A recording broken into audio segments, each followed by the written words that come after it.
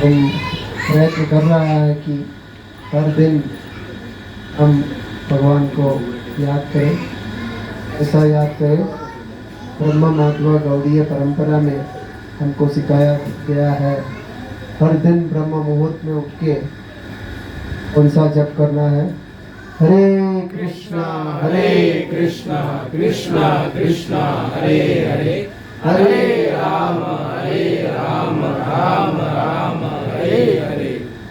अभी तक हमने जप के अलावा कीर्तन भी किया, तो पहला जो बहुत आकर्षित होता है कीर्तन तो होता है, और दूसरा आकर्षण है इसके ऊपर जिह्वा प्रसाद है, तो उसके लिए सबसे आकर्षित है गोवर्धन पूजा। सभी भक्तों को इस अवसर पे भगवान का जो ये प्रसाद आके भक्ति में आगे बढ़ने का प्रार्थना हम करेगा। हरे कृष्णा कृष्णा कृष्णा हरे हरे, हरे राम राम राम हरे हरे।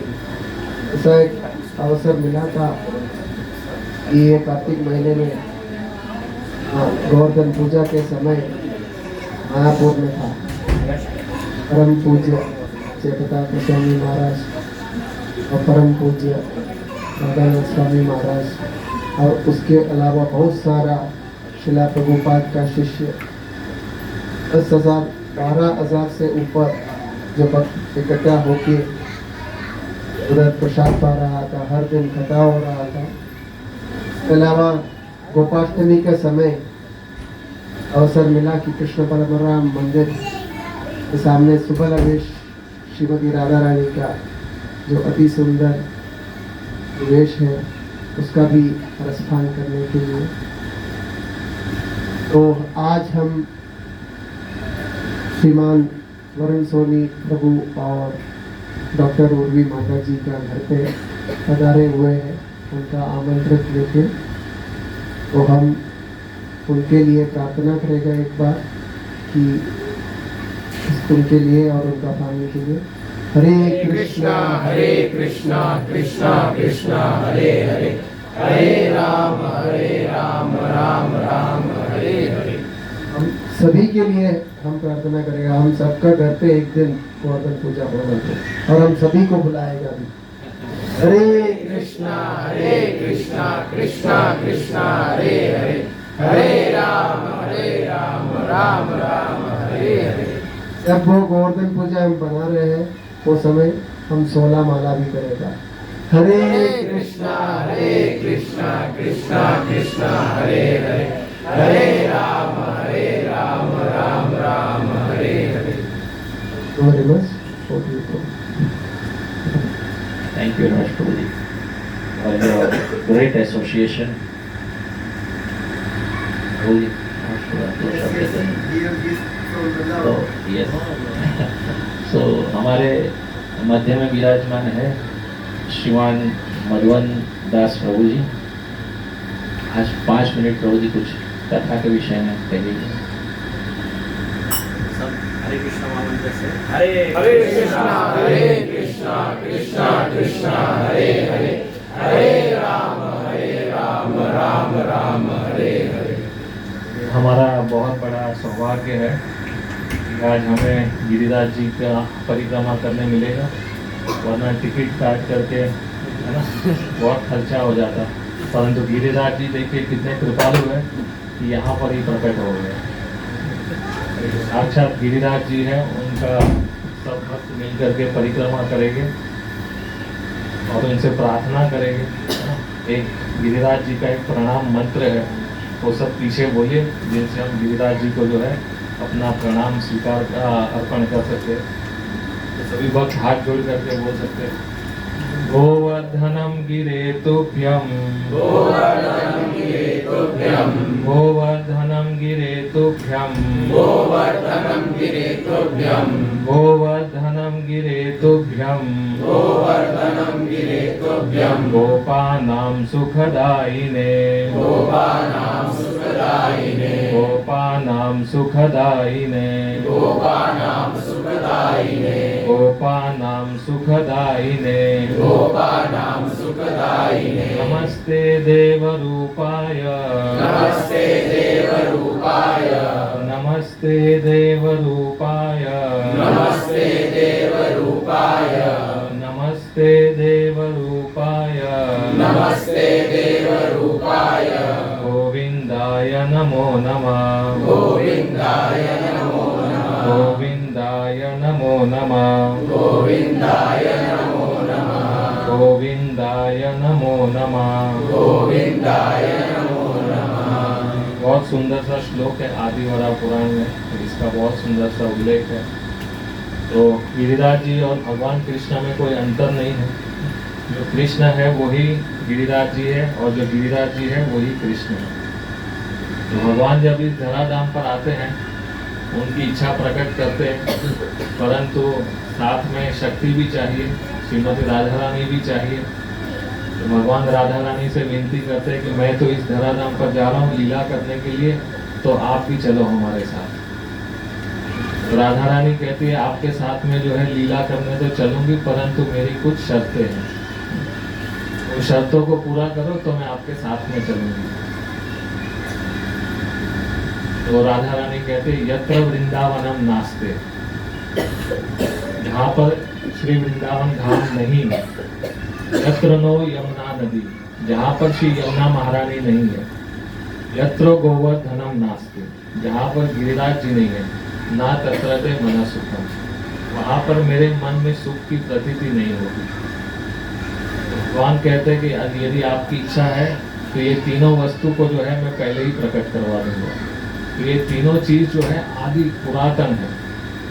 भगवान का धाम भी जो है गोलोक से अवतरित होता है, तो गिरिराज जी भी जो है गोलोक से यहाँ पर इस धराधाम पर आए।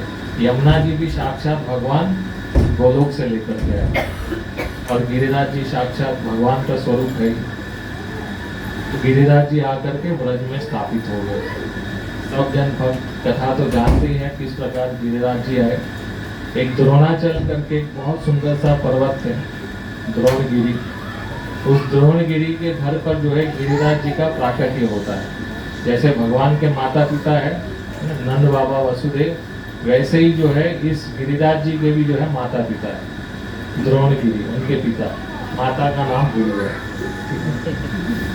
तो उनके वहां पर गिरिराज जी जो है प्रकट हुए। बहुत सुंदर से गिरिराज जी दिखते, इतने सुंदर सुंदर झरने, बहुत सुंदर से वृक्ष, इतनी सुंदर उनकी छटाएं, उनको देख करके सभी जन जो है उनके ऊपर प्रभावित हो गए। तो गिरिराज जी वहां पर प्रकट हुए और एक दिन जो है पुलस्त ऋषि आए। पुलस्त ऋषि घूमते घूमते जब द्रोणगिरी के घर पर गए और उन्होंने जैसे गिरिराज जी का दर्शन किया तो बहुत प्रसन्न हो गए। गिरिराज जी के दर्शन करने पर पुलस्त ऋषि ने कहा कि द्रोणगिरी आपके ये जो पुत्र है गिरिराज वो बहुत सुंदर है और उनका बहुत सुंदर सा प्रभाव है, बहुत सुंदर से उनके वृक्ष लगे हैं, बहुत सुंदर पशु पक्षी वहाँ पर घूम रहे और इतना सुंदर वातावरण है। तो एक काम कीजिए, ये आपका बेटा जो है हमें दे दीजिए। अब कौन ऐसा माता पिता होगा जो अपना पुत्र ऐसे ही दे दे किसी को। तो द्रोणगिरी जो है चिंतित हो गए कि अरे हमारा इतना प्यारा सा बेटा जो है उसको कैसे दे दिया जाए। परंतु उस ऋषि के श्राप के भय के कारण कहते हैं कि ठीक है आप लेके जाइए। तो कहे कि मैं इसको ले करके काशी में जाऊंगा और काशी में जा करके, काशी में कोई पर्वत नहीं है तो वहां पर काशी में इसकी स्थापना करके उसके ऊपर विराजमान होकर के भजन करूंगा, क्योंकि इनको देख करके जो है भजन करने का बहुत मन करता है। परंतु गिरिराज जी ने कहा कि देखो आप हमारे माता पिता से पहले तो हमें दूर कर रहे हैं, है ना, और यदि रास्ते में कहीं पर हमको रख दिया तो फिर उठूंगा नहीं मैं, ये बात को ध्यान रख लेना। पुलस्त ऋषि ने कहा कि ठीक है कोई बात नहीं, आपको कहीं पर भी नीचे नहीं रखेंगे, जिस स्थान पर जाकर के भजन करना है वहीं पर आपको रखेंगे। अब इतने बड़े पहाड़ को जैसे हनुमान जी उठा लिए वैसे ही जो है पुलस्त ऋषि अपने तपोबल के कारण गिरिराज जी को अपने हाथों पर धर करके उठ करके चलने लगे आकाश मार्ग से।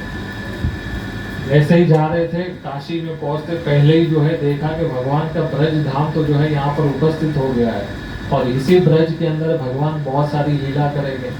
कहीं पर मान लीला करेंगे, कहीं पर दान लीला करेंगे, कहीं पर रास लीला करेंगे, कहीं पर गौचारण लीला होगी। और विविध प्रकार की लीला जो है भगवान यहाँ पर करेंगे इस धाम में, तो क्यों नहीं यहीं पर रहा जाए। तो अब गिरिराज जी ने जो है धीरे धीरे धीरे करके अपना वजन जो है बढ़ाना चालू कर दिया, और इतना बढ़ाया कि उस बल के कारण जो है, उस वजन के कारण जो है पुलस्त ऋषि भूल गए कि मैंने वर दिया था कि कहीं पर नीचे नहीं रखूंगा, और उनको उस समय पर जो है लघु शंका भी आ गई। जब वो सारी शंका है तो बाकी सब शंका भूल जाता है, क्या कुछ याद नहीं, पहले देखता है कहाँ पर जाकर के काम किया जाए। तो पुलस्त ऋषि ने जा करके जो है गिरिराज जी को जो है ब्रज में रख दिया, और खुद जा करके जो डोल डाल की जब सेवा सब कर लिए, बाद में जब आए गिरिराज जी को उठाने के लिए तो गिरिराज जी उठे नहीं। बहुत तपोबल लगाया उन्होंने उठाने के लिए, परंतु गिरिराज जी जो है थोड़ा भी नहीं मिले, और पुलस्त ऋषि को बहुत क्रोध आ गया। अरे देखो कितना ढीठ बनता है ना, अपना वजन कितना बढ़ा लिया कि मैं उसको उठा भी नहीं पा रहा हूँ। बहुत प्रयास करने पर भी जो है गिरिराज जी नहीं उठे, परंतु पुलस्त ऋषि क्रोध में आकर के गिरिराज जी को श्राप दे दिए कि जाओ तुम इतने ढीठ बनते हो, तिल तिल घटोगे। गिरिराज जी ने कहा कि कोई बात नहीं, तिल तिल घटेंगे, कोई दिक्कत नहीं है, परंतु यहाँ पर भगवान का सानिध्य प्राप्त हो जाएगा। गिरिराज जी जो है इस प्रकार इस ब्रज भूमि में आ गए। और भी कथा बहुत सारी है। त्रेता युग में जब भगवान रामचंद्र सेतु बंधन का काम कर रहे थे, तब जो है सारे वानर लोग गए अलग अलग दिशा में। तो उस समय जो है ये गिरिराज जी को भी उठा करके हनुमान जी लेकर के आ रहे थे, और जैसे ही जो है वहां पर नल नील ने जो है बता दिया सब वानरों के, अब कोई पत्थर मत लाओ, ऑलरेडी सेतु बंध का काम जो है पूरा समाप्त हो चुका है। तो हनुमान जी ने जो है उसी पर्वत को जो है ब्रज में रख दिया, और रख करके जो है गिरिराज जी ने कहा देखो आपने पहला हमारा सानिध्य छुड़वा दिया भगवान शिव के पास से, अब यहाँ पर ब्रज में जाकर के रख दिया, अब मैं आपको श्राप दूंगा। तो हनुमान जी ने कहा कि ऐसा कुछ मत करो, मैं प्रभु राम से पूछ करके आता हूँ। तो भगवान हनुमान जी जो है जा करके भगवान राम से मिलते, कहते ये गिरिराज जी जो है उनको जो है थोड़ा संभालिए प्रभु, एक दो श्राप दे देंगे हमको। तो कहे कि उनको जो है कहिए कोई चिंता मत कीजिए, जब द्वापर के समय पर जब मैं आऊँगा तब जो है उनको 7 दिन 7 रात तक का जो है सौभाग्य प्रदान करूँगा। तो इस लीला के अंदर जो है इस प्रकार से हनुमान जी ने भी गिरिराज जी की स्थापना की, और ये गिरिराज जी के कारण जो है ब्रज के जितने भी भक्त थे उन सब की जो है मनोभिष्ट था, उनकी जो भी अभिलाषा थी वो ठाकुर जी ने पूरा किया। क्यों? क्योंकि ठाकुर जी जो है कभी कभार किसी भक्त को दर्शन देते, कभी किसी गोपी को दर्शन देते, कभी सखाओं के साथ खेलने में जाते, परंतु किसी को ऐसा सौभाग्य नहीं मिलता कि हम जो है भगवान का 24 घंटे तक जो है दर्शन करें। तो जब भगवान ने इस गिरिराज धरण लीला को किया, तब सारे ब्रजवासी जो है उस गिरिराज जी के अंदर आकर के ठाकुर जी का जो है 24/7 जो है दर्शन करने लगे, और इतने आनंदित हो गए कि जिसकी कोई सीमा नहीं। तो इस प्रकार से गिरिराज जी जो है ब्रज में प्रकट हुए, साक्षात वर्तते हरि। गिरिराज जी और भगवान में जो है कोई भेद नहीं है, और गिरिराज जी का जो है केवल छोटा सा जो है संपर्क प्राप्त करने पर भी जो है व्यक्ति मुक्त हो। ऐसा लिखा है कि मानसी गंगा में कोई भक्त जो है केवल आचमन कर ले तो व्यक्ति जो है भगवान का सारूप्य मुक्ति को जो है प्राप्त करने के लिए योग्य बन जाता है। कोई भी व्यक्ति कैसे भी जो है 84 लाख योनियों में क्यों ना पड़ा हो, केवल गिरिराज जी के जो है संपर्क में आने से व्यक्ति जो है अधोगति जो है ना अधोगति गति पर आ जाता है। गीता में जैसे भगवान कहते हैं ऊर्ध्व गच्छन्ति सत्त्वस्थ मध्य तिष्ठन्ति राजस जगन्य गुण वृत्तिश्च अधो गच्छन्ति तामस। तमोगुण वाला व्यक्ति भी कैसा भी कोई जीव क्यों ना हो, परंतु केवल गिरिराज जी के जो है संपर्क प्राप्त करने पर सभी जो है मुक्त हो जाते हैं। और ऐसे लाखों लाखों भक्त जो है ऋषि मुनि जो है आज भी गिरिराज जी की कंदरा में बैठ करके तपस्या करते हैं। आप कहेंगे लाखों लाखों मुनि कैसे तपस्या करते, आज तक तो एक दो दिखे नहीं हम तो जाते परिक्रमा करके वापिस आ जाते। एक घटना हुई ब्रज में, एक भक्त बता रहे थे कि गिरिराज जी के अंदर जो है आज भी सूक्ष्म रूप से इतने सारे ऋषि मुनि जो है तपस्या करते जो प्रत्यक्ष आंख से नहीं दिखते। कथा बहुत विस्तृत हो जाएगी, परंतु ऐसे ऐसे ऋषि मुनि आज भी जो है आंखों से नहीं दिखते, परंतु वहां पर भजन करते हैं और कितने लोगों को अनुभव भी होता है। हमारे कितने सारे आचार्य जो है गिरिराज जी के तलेटी में बैठ करके जो है भजन करते हैं। विश्वनाथ चक्रवर्ती पाद जो है वो भी गिरिराज में रहे, रघुनाथ दास पुरोहित स्वामी भी जो है ब्रज में रहे गिरिराज जी के तलेटी पर।